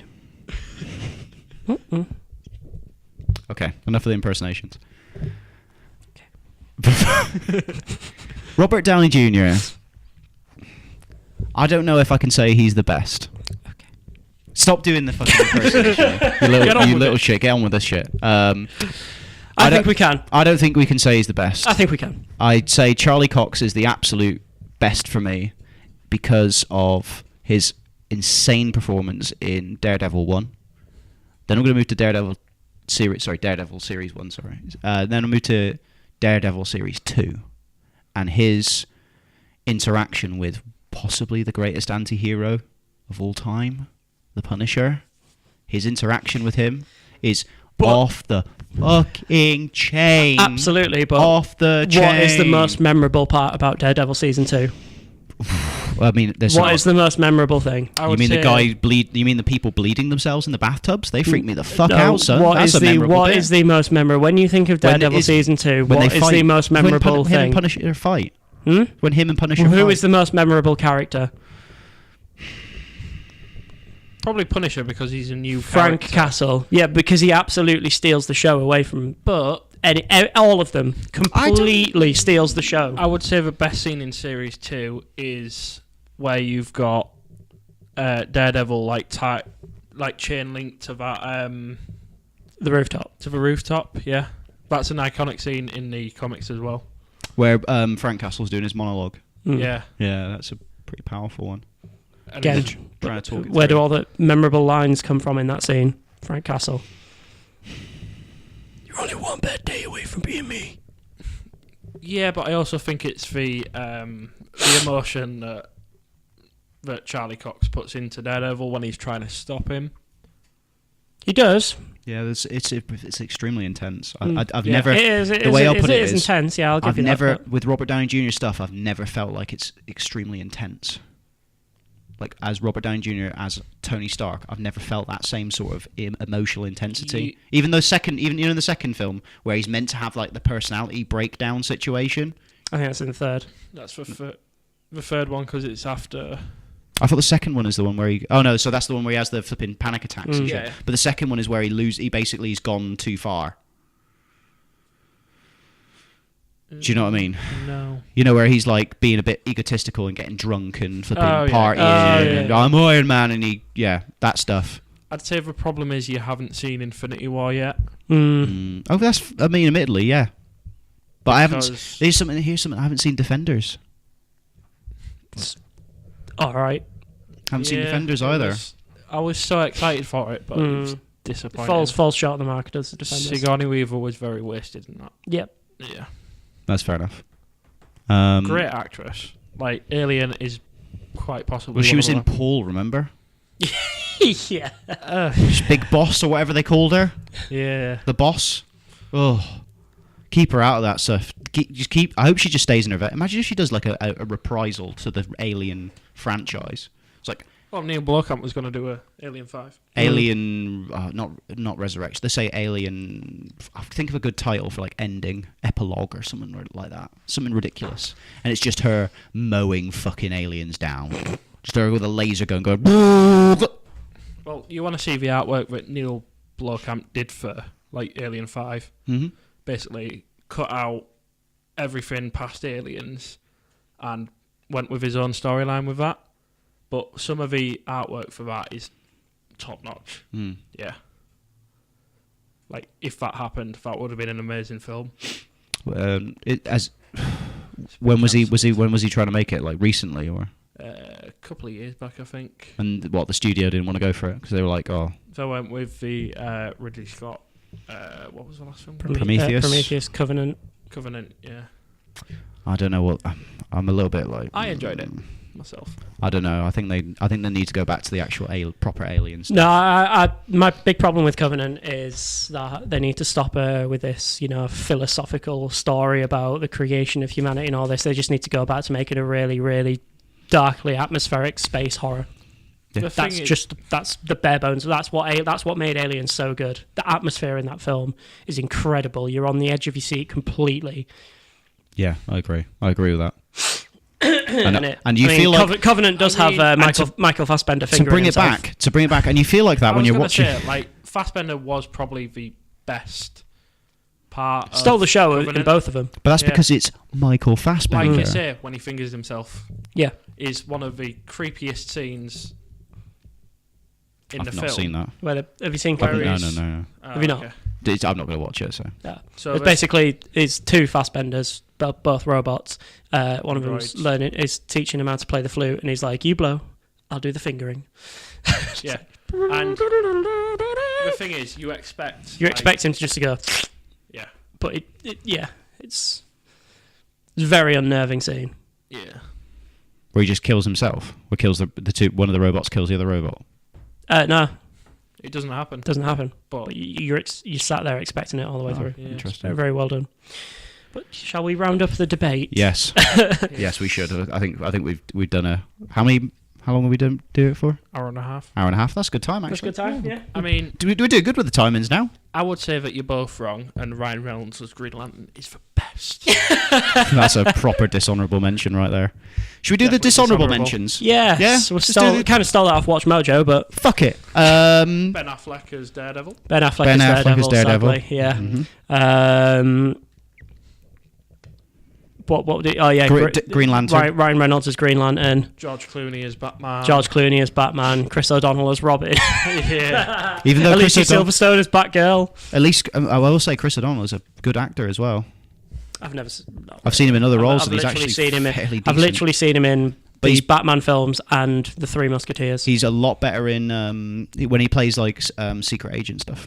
He's very good in that. He's a lot better at like being a spy kind of thing. Anyway, trying to think of other heroes that have basically. I never fucking saw it, tanked but apparently Green Hornet was terrible. Yeah, it was bad. It was very, very bad. I mean, it basically spat on Bruce Lee's grave. I mean, some people actually did do that, by the way. I don't know enough about Bruce Lee, to be honest with you. The triads apparently spat on his grave. Yeah, Chinese triad gangs. Anyway. Well, I would also say Jennifer Garner as Elektra. Yep, Yeah. I'm there with you. Terrible. All I of the never saw Fantastic Four films. All of the yeah. Although again, Chris Evans was a bit of a shining light in those films. He actually made them entertaining. Easily the worst of the worst of the worst of the worst of the worst. Halle Berry as Catwoman. Boom. Well, was she an anti-hero? She's an anti-hero, though, really, isn't she? But in that film, she was out and out God hero. awful. I mean, I feel like they also missed a trick with her as Storm. Yeah, but Halle Berry's just terrible. Because they weren't thinking about doing it because she basically is a god where she came from. Because she was an African. She came from Africa, and everyone considered her to be a god. Yeah. Imagine the bouncing you would have had. Imagine if they'd done it where they'd actually explored her story arc in the Marvel Cinematic Universe rather than in the Fox or whatever it is owned by. Imagine if they'd done it where they had an interaction between her and Black Panther. There you fucking go. Now you're ticking all the boxes. In my opinion, for a great superhero, I almost went Kevin Conroy as the voice of Batman. Because we never said live action. True. Yeah, he's Because he owns that role. And yeah, if he you really, played- really does. If you played the Arkham games... Oh, sorry, it's from the Arkham games. Yeah, he also did the voice in the animated series, didn't he? Animated series, yeah. Which one? Oh, I don't But- remember. I really don't remember it, sorry. I would say probably the best What, live action? live action. Hugh Jackman as Wolverine. A good shout. A very, very good shout. Yeah. Again, he just sort of fills that role, and you know that he has the diversity Yeah. because his background is in musical fucking theatre, for fuck's sake. Absolutely He went to Royal Shakespearean College. irreplaceable as Yeah. Wolverine. I can't see anyone else. Who the fuck is going to take over that Yeah. mantle? Exactly. I don't even... And him in Logan. Heartbreaking. That was I think that's the only time with a super. I mean, I think that's the only time in a superhero film I've actually been like gobsmacked. Like the only problem with picking Hugh Jackman as Wolverine though is that you've got the Wolverine Origins and the Wolverine, where they were just fucking dreadful films. The thing is, X2 wasn't great. What? X3 was bad. X3 was bad. X2 wasn't good. X2 was brilliant. The thing is, the problem... X2's the best X-Men film out there. They might be bad films, but he's not bad in those roles. No, true. Yeah. He was the best part of those films. As if you don't like X2. Yeah, I'm not a big fan And of you it. know, his first class cameo. Yeah. Do you want to join our team? Fuck off! I actually enjoyed that. I don't Was get he why in, people he picked wasn't a in massive issue Apocalypse, with was it. he? Wasn't in X-Men No. Apocalypse? Yeah. Well, he was. It was like a little cameo. Yeah. With him escaping the Weapon X facility. Yeah. Right. Because they redid that. Yeah. Don't blame them. There's a lot of... they're going to have to sort Unfortunately, that shit X-Men out. is actually one of those where they just need to go, right, that was that. Clean We're going slate to that. completely reboot it now. And unfortunately, Days of Future as Past, good, though. as good as the cast, Amazing. That was surprise. I was really surprised by Days of Future Past. And they blended in I didn't see what the characters. big deal, like why people hated Apocalypse. I thought it was really good. I didn't get It wasn't outstanding. It wasn't going to, change the world of superhero movies as we know it, but it was a good solid film. And Oscar Isaacs was quite interesting as Apocalypse. But again, yeah, everyone really picked an issue with him as Apocalypse. I was like, it's quite entertaining. I would also say that Michael Fassbender had nothing to do in that Yeah. film. Don't know the emotional impact when they just fucking shoot his wife and kid. Yeah. But no, X-Men is one of them. Unfortunately, as good as the cast that they've got is, they just got to completely reboot it and start from I scratch. feel sorry for the guys who kind of come on as the second generation. Like obviously they're phasing out the first guys. Yeah. I feel sorry for these people, like Michael Fassbender. What's the James Scottish McAvoy. lad? James McAvoy, thank you. They brought on Sansa. Forgotten her name. Sophie Turner. Oh, yeah. They brought you're like, oh, you guys aren't gonna. I mean, we're gonna have to reboot it, and you guys aren't gonna be on here. They've not rebooted it yet because they're doing Dark Phoenix. Yeah. And obviously New Moon. Yeah, that looks really good. That looks That looks really good. I think they Interesting. need to. I think they do genuinely. They're gonna have to clean slate that. And it's shit. got my future yeah, wife in it. Anya Taylor-Joy. Sorry, little Sam. But You have I genuinely think they're gonna have to clean slate that shit. Do you know who could be an interesting Wolverine? Who? Hugh Jackman? I know this might be controversial before I've said it. Hugh Jackman. Hugh Jackman. Joel Kinnaman. Ah! Have you seen Altered Carbon? I've only... don't spoil, I've only seen like 3 episodes. You need to keep watching it. Yeah, apparently it's good. I was kind of bored with it, though. No, it gets... Apparently does it is do a that. slow burner. It does do so, that, but it gets very... But yeah, no, Joel Wolverine, Kinnaman, though? he's a good actor. Very good actor. Because the thing about Joel Kinnaman is, I've recently been watching another thing on Netflix, The Killing. Yes, for killing Yes, great. again, don't spoil that for me. It's fucking... I got halfway through the first series. I had to stop watching it because it was depressing me the fuck out. Oh, yeah. I got So sad. I'm going to go back to it I when got I'm in a sad. bit more of a I got cheerier sad. mood. I got sad. Yeah. I mean, Come on, brilliant Lyndon. show. Well, in that... Anyway, Lyndon? I don't want to go into that one, but what I will say, Joel Kinnaman, first of all, and It's also not a bad Carbon, how jacked is he in that? It's ridiculous. I mean, he is... I Yeah, mean, but- admittedly...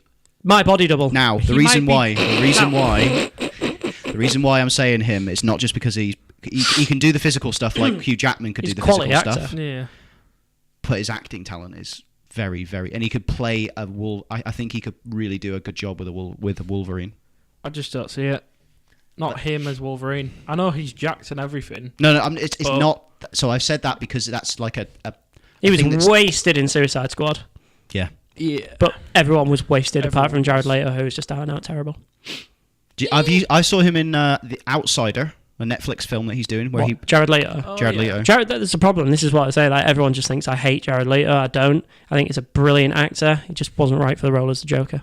Hmm. And 30 Seconds to Mars are garbage. I think we need to see more as him as the Joker. Nope. For me to No. properly... No. Do you know what his big problem is when he was the Joker? He just went oh, I get it. The Joker's creepy. I'll be creepy for the sake of being creepy, and that's the Joker. And it's like, no, you've missed the point completely Joker's of what like the Joker is. 4 or 5 different characters wrapped into one. Yeah. He's a gangster. He's a psychopath. He's an intense He's not criminal mastermind. really a gangster. That's what they went for in Suicide Squad. They went like, oh, he's gangster. He's gangster, ain't he? Well, It's No, just like, not it doesn't work. gangster. I mean gangster. But the original iterations of him is he looks like a Al Capone gangster with the suit and the hat, and he carries Tommy guns and stuff like that. But the original stuff is he's seen as more of a gangster character, like a bank robber gangster character, like a John Dillinger, like almost a good guy but a bad guy. Does that make sense? Sorry, he's a bad guy. He's like a Robin Hood character, almost. But then Joker. in the super early stuff, yeah. He's always been an out-and-out villain. Always. The comics. Always. The comics. You're talking to two huge Batman The nerds early. here. I'm sorry, but there's stuff. Nah. There is stuff about that. Yeah. No. Yeah.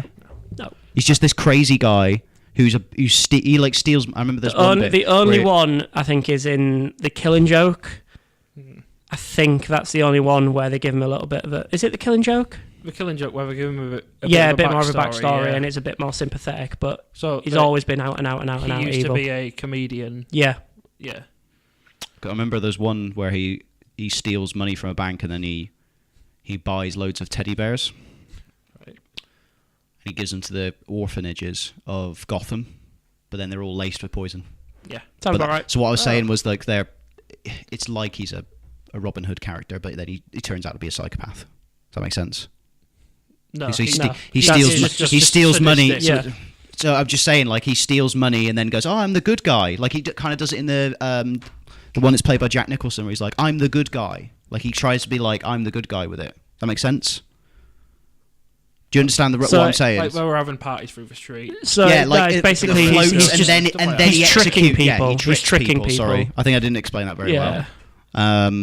But that Just doesn't make him. simultaneously agreed though. But that No, doesn't yeah, make it him was terrible. kind of a good character. That makes him a. No, I wasn't saying he was. That makes him a good bad character. Yeah, I'm not saying, but Although the comics have confirmed that there are actually multiple. there's Jokers. 3, isn't there? I think Three. so, There's yeah. 3 ones, and one of them died, and then So another like I one say, died. And I like that whole fan theory is that the Joker is actually the original person to find the Lazarus pits. I think I touched on this in the last yeah, podcast. I think you did. Don't think Yeah. It's basically, I think it's just a fan theory. It's never actually been put forward to any comics or anything like that. But it's basically, he's the first person to have ever found the Lazarus pits and was using them over and over and over and over, and that's why he just completely lost his mind and why he's I mean, that'd work. That sounds like a good theory Yeah. to me. Yeah. But I think part of it was that he's actually the first human being, Ooh. and that's where. But I don't know if it was That's just scary as it's- shit. It could be a mix. Yeah, yeah. it's a good theory. I think Yeah, enjoyable. I prefer it when the Joker doesn't have any backstory whatsoever. But if they were going to do one, I would like to see that one put onto screen. Yeah, because they're doing that Scorsese produced film Yeah. Which one's that? Sorry. meant to be about a Joker origin story. Yeah. It's not linked to. It's not the linked to DC. anything. It's just a Joker origin story. Because So was this when you were saying that the It was meant to be like. DiCaprio was in the running for it? Yeah, he was. Yeah. He was in the running to play him. Don't think he is. don't think he's anymore. going with it. No, Jude but- Law. Jude Law was the Joker. Nah, that won't work. Think he could do it? No. Michael Shannon. Michael. Which one's Michael Shannon? Nah. Really? Nah, I don't see Michael Shannon. Michael Shannon's a phenomenal actor, but he's not the Joker. I think. Right, there's 2. Willem Dafoe, Ooh. and you're gonna laugh at this Him as one, Green but Goblin was. Ty Burrell. Which one's Ty Burrell? Right, so have you ever watched Modern Family? No, I've not. Oh my god. Phil really? Dunphy from Modern Family, but he has actually proven before he has got range. It's just so strange how different it is seeing him in some of his other performances. For example, the remake or reboot or whatever it was of Night of the Living Dead that Zack Snyder did. Oh yeah. He's gosh, in that. yeah. He's a fucking arsehole in that. He was also in Incredible Hulk. He has actually got fantastic range. And if you look, when Ty Burrell smiles and does like a bit of a creepy smile, just imagine the Joker. Okay. I will also add Joaquin Phoenix. That's who was rumoured. He was also rumoured. You mean Yeah. Joaquin Phoenix? Joaquin. Jackin Phoenix. I mean, I never Do you know what the problem is? Do you know what the Jackin. problem is with Joaquin Phoenix doing the Joker? He has got the range. He has got the ability. He doesn't have the look. That's why Mark Hamill, I don't think, ever got live action. Yeah. Because Mark Hamill is the perfect Joker. The thing The is, voice and personality, perfect. He just doesn't have the look. Jared Leto didn't have the look. Jared Leto didn't have She's the got look, the didn't have the look, ability, she's didn't got have the the look. voice, didn't have anything. It was fucking terrible. So it clearly shows that they, going against the norm. Oh, right, Yes, guys. and it was terrible.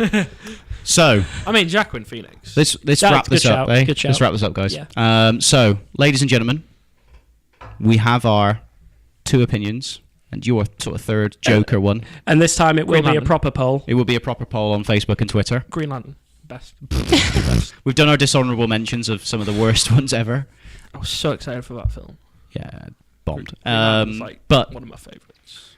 it is between Charlie Cox as the Daredevil in the Daredevil TV series on Netflix called The Daredevil. And we have Robert Downey Jr. as Iron Man in Iron Man 1, Iron Man 2, Iron Man 3, The Avengers 2, Age of Ultron.